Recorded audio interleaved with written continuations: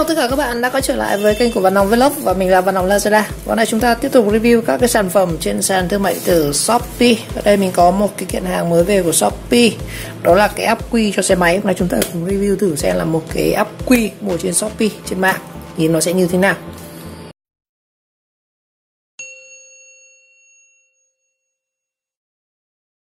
Rồi đây là cái thông tin về cái đơn hàng từ shop là Vũ Ngọc Hải 035. Nó là ắc quy xe máy 12V 6A Duramoto loại cao với giá là 225. Đấy, thông tin về sản phẩm đây. Ắc quy xe máy 12V 6A của hãng là Duramoto, mã là GT6A loại cao. Cái này thì là 225.000, mình áp mã giảm giá các kiểu nữa thì còn chỉ có 165.000 thôi. Rồi, đây là chi tiết về cái sản phẩm này cho anh em xem một chút thông tin.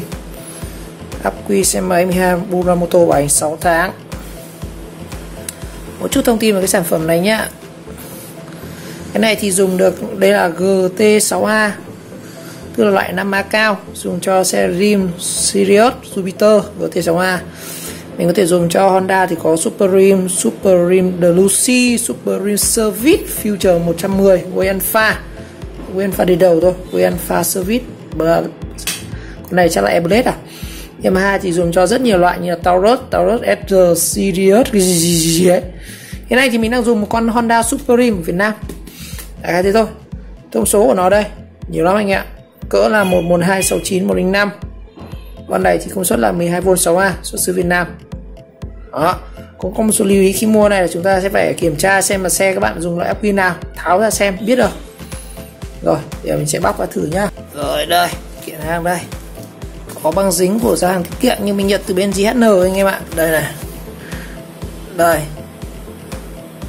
Mã đơn hàng đây 6A này. Có cả đây là cái mã vận đơn này. Đó.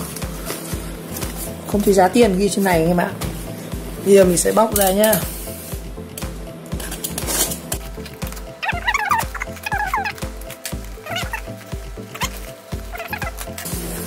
Rồi. Đây, Duramoto đây rồi anh em.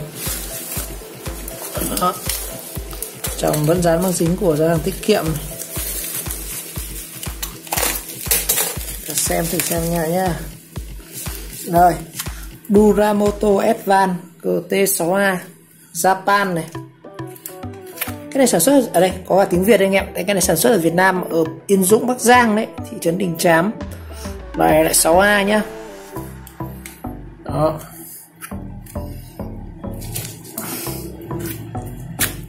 Ồ, chảy hết nước rồi anh em ơi. Bị chảy nước này. Mẹ ơi, cái gì đây? Sao rách hết rồi này. Nước vào, nó chảy nước rồi anh em ạ. Trời ơi. Phiếu bảo hành này. Cộp này như bị ép quy là nó bị chảy nước. Phiếu bảo hành. Cái này chắc là kính của phiếu bảo hành nó tan ra anh ạ. Cái này, cái dung dịch ở trong các quy nó chảy ra 20 tháng 11 năm 19. Đó. Đây là một số các trường hợp bảo hành. Thực ra phiếu là chẳng quan trọng đâu, quan trọng là cái sản phẩm đây, bọc. Đây anh em nhìn không, nó chảy nước rồi này, các cái vết nước nó vẫn hằn ở trên này này. Đó, là đến nước này, kiểu như trong này nó vẫn có cái dung dịch ấy anh ạ. Nó bị kiểu như là vận chuyển, nó mình cũng không biết là shop hay là nhau. Đây hạn đây là 20 tháng 11 năm 19 anh ạ. Ồ, chảy nước rồi, không biết có dùng được không không. Cho tôi cứ bóc này ra nhỉ. Tôi bóc ra. Chảy nước rồi. Chảy nước rồi. Em thấy ắc quy là nó chảy nước kinh không? Bóc xìa nhá. Có phiếu bảo hành thì mất một nửa. Phụ kiện thì chúng ta sẽ được một phiếu bảo hành, một cái túi ốc này. Hộp chảy nước bét rồi. Này, nước này. Ui.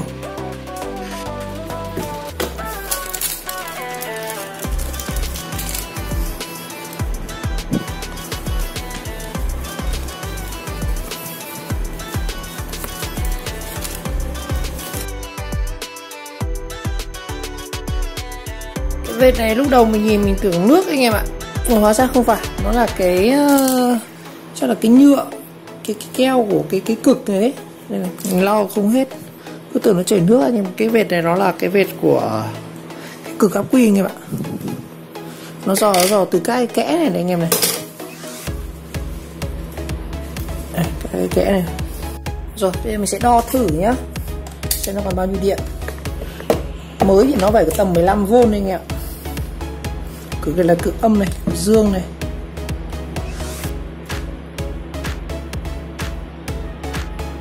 Nó còn tầm khoảng là còn 15V anh em ạ. Còn tầm 15V. Nói chung ắc quy này vẫn còn mới, vẫn còn tầm 15V cơ. Như vậy đo thì vẫn còn tầm khoảng 15V. Nói chung là cũng là mới đấy, nhưng bị chảy nước rồi không biết là dùng cú bền đâu. Rồi bây giờ xem thông số cái bình này nào. Duramoto này, Infinity Power GT6A 12V 6A và 10 giờ. Con này sạc đầy chắc là mất 10 tiếng. Charging method đây, con này sẽ dừng sạc là 0,6 nhân đến 5 giờ. Quick thì là dùng 6A. Và đến là nếu mà anh em sử dụng cái nguồn sạc là 12V 6A thì chúng ta sẽ sạc là 0,5 giờ chúng ta sẽ đầy. Còn nếu mà sạc bằng cái dòng điện 12V mà chỉ có 0,6A thôi ấy, thì chúng ta sẽ vào từ 5 đến 10 tiếng nó mới đầy. Đó. Thì anh em cứ ước lượng cái dòng sạc bao nhiêu, mình sẽ quyết định cái thời gian đầy của cái bình này. Đây, để xa tầm tay nhãn hiệu của Duramoto, sản xuất đỉnh trắng giam. Cái này công ty series của nó nhỉ. Đây, có một cái tem của Duramoto này. Rồi, hết rồi. Nói chung là dùng các cái bình xe máy thôi. Bây giờ mình sẽ thử lắp vào cái xe mình xem có đề được không. Đó, mục đích chính này là chúng ta sẽ thử đến đề. Ở đây thì mình có một số cái bình ắc quy. Đây, số trước có làm video rồi. Đây cũng có một cái bình nữa, bình cũng của Duramoto, nhưng mà bình này nó là GT-Z5S, bình lùn luôn anh em ạ. Cái Duramoto nó có hai loại bình, nhưng bình cao bình lùn. Cái này là 5S 5AH, cái này thì là 12V 6A, con này thì nó sẽ khỏe hơn. Đó, 5S thì nó lại lùn nhá, 6A thì nó lại cao. Đó, anh em muốn lưu ý nhé, nhưng mà lắp chung cho nhau được hết mà có sao đâu. Đây cho anh em xem một cái bình. Đây, cái này GT-Z5S. Đó, đây là cái bình lùn.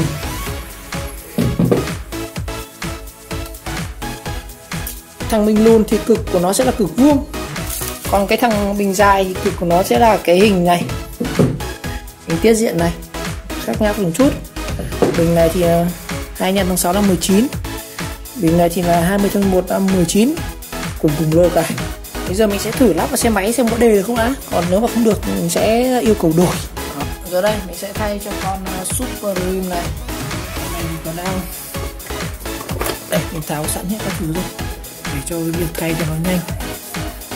Tháo không thì đây là còn chưa có bình luôn, sẽ lắp luôn cái bình này mà. Con này còn chưa lắp con sạc này. Rồi sau mình sẽ lắp con sạc mới. Sạc không thì nó chết rồi nhé. Đây này, thay con sạc mới này nhá. Đây, thay con sạc mới là 321. Đây con sạc mới, lắp ắc quy mới. Rồi, mình sẽ bắt ốc nhá. Cực dương thì chúng ta sẽ bắt vào đây. Chúng ta sẽ bắt vào đây.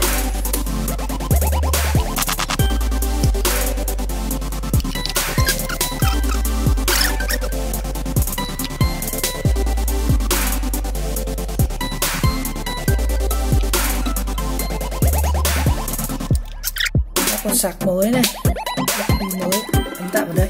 Thế mình sẽ phải vệ sinh qua các cực ắc quy nữa cơ. Bây giờ mình thử đề trước xem thế nào, kiểm tra cầu trì các kiểu. Rồi, đèn sáng này,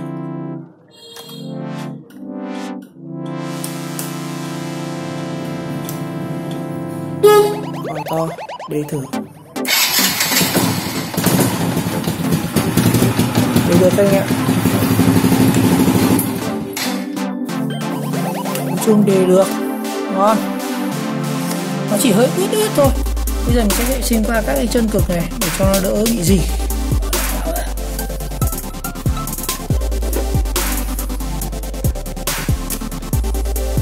Bây giờ chúng ta vệ sinh các cái cực này.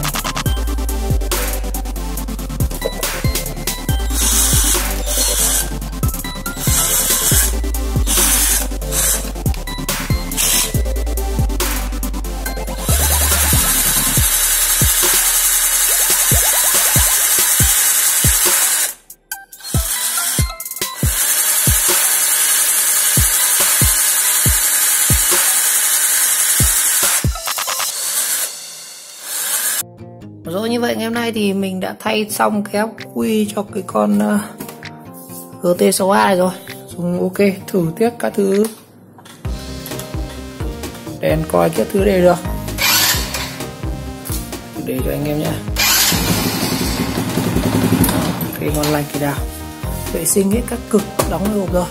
Một lần nữa cảm ơn các bạn đã theo dõi video clip và nếu thấy video hay mình các bạn nhấn like, subscribe kênh và chuông thông báo video tiếp theo.